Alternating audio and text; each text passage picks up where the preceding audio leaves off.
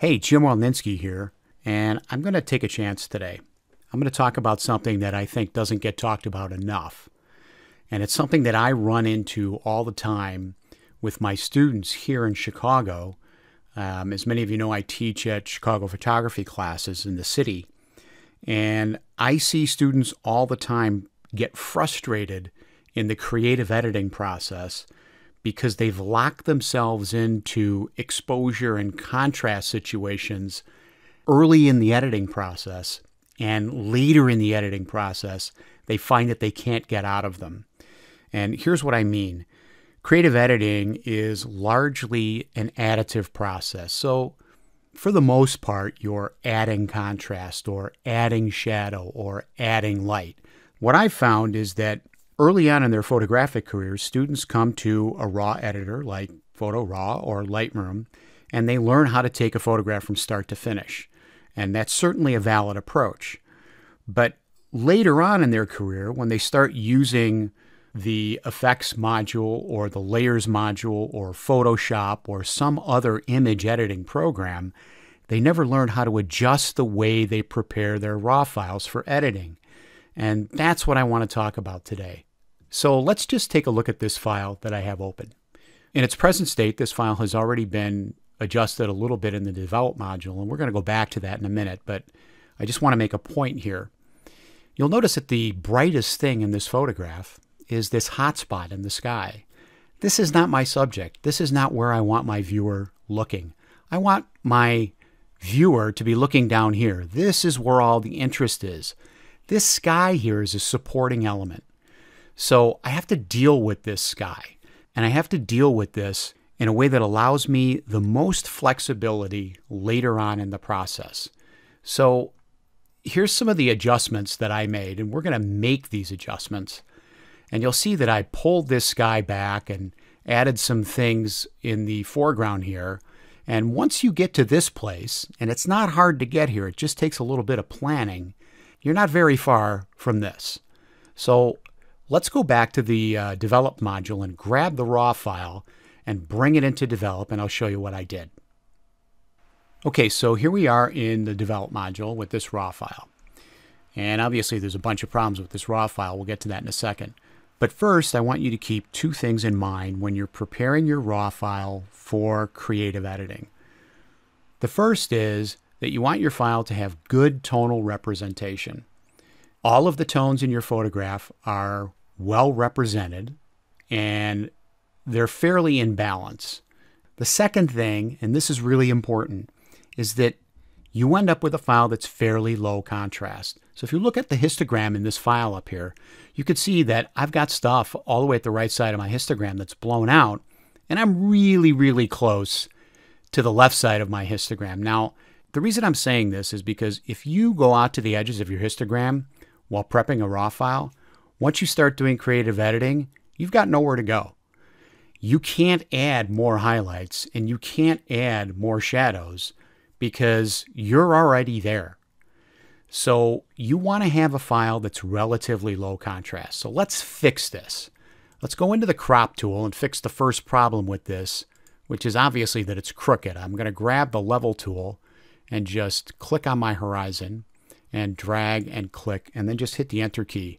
And I'm going to get a nice straight file. So I'm not going to do much here, really. I'm going to pull my highlights back, so that helps quite a bit. I might pull my exposure back just a touch. And this stuff down here is a little too blacked out for me, so I'm going to lift my blacks a hair. And I might pull my shadows back just a little bit, not too much. And I'm going to add a little contrast because this is super, super flat. In most cases, I wouldn't add contrast here, but I'm just going to give myself a helping hand so that I can,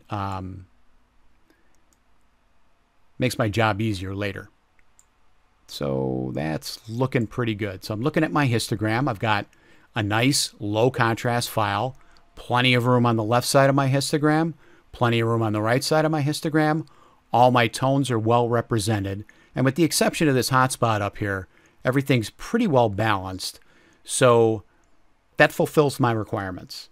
So let's hop over into the effects module and take this the rest of the way.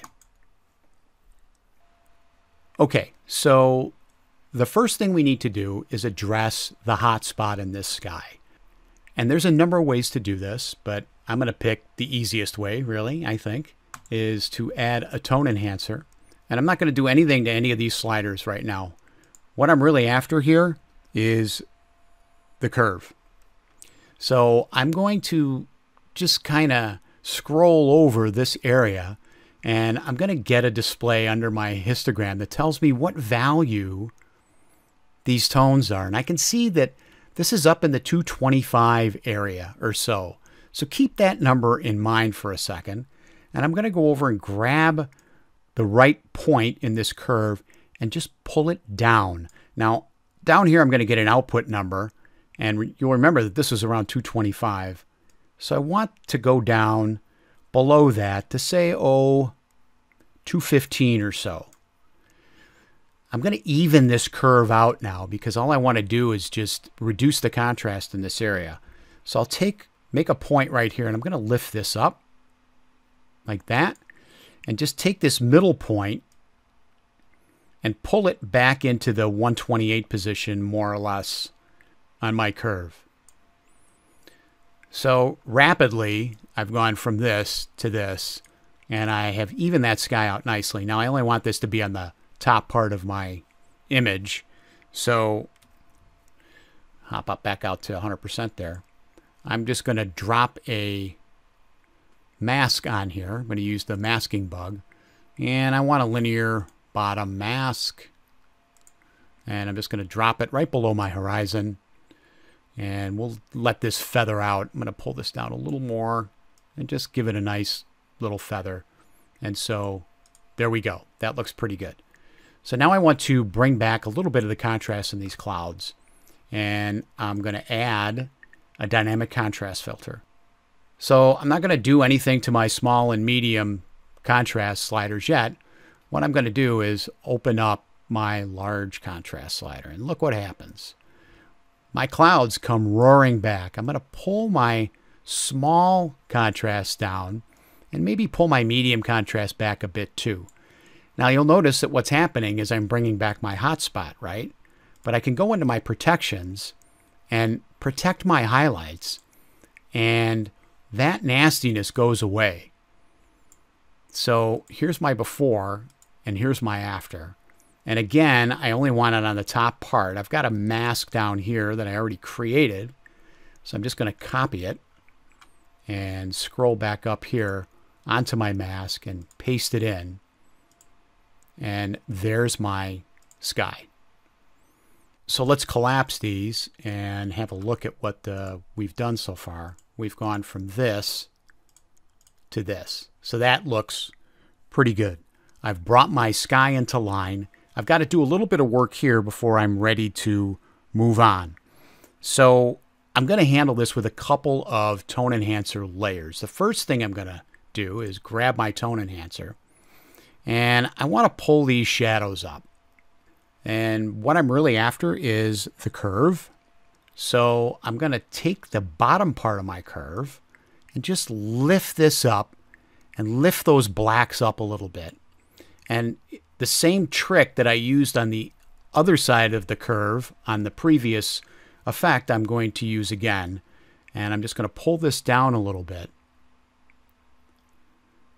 so that it's apparently darkened. But if I turn this on and off, you can see what's happened is that it's lightened everything. I don't want it to lighten everything. I'm going to invert my mask here and grab my brush tool, and we'll just make this a little bigger.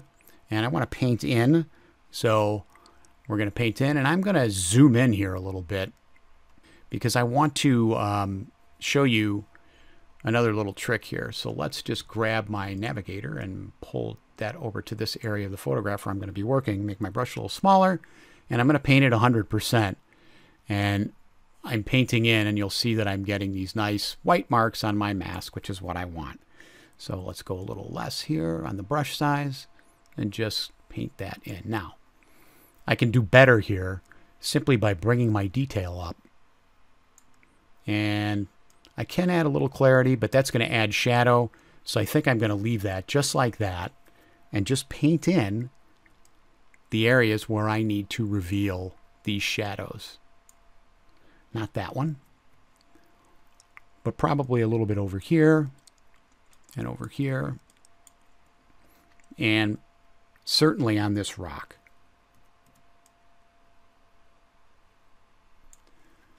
And zoom out to 100%. And we're looking pretty good. So the last thing that we're going to do to finish this off is to add another tone enhancer. And I'm not going to mess with any of these sliders yet. I'm just going to go to the blend mode and change the blend mode to soft light, which is a contrast blend mode.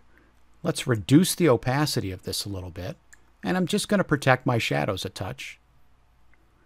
I don't want to get too much contrast going in there. And I want this on the bottom part of my image. So let's just grab this mask and repurpose it. I'm going to copy it and come up to my tone enhancer and paste it and invert it. So there we go. Now when I go do creative editing, I have room on my histogram to operate, and that's the key. If you don't have room on your histogram, you're going to run into trouble, and you're going to roadblock yourself later on in your process when you want to add stuff and you can't do it. So I hope this is helpful. This is Jim Welninski. See you next time.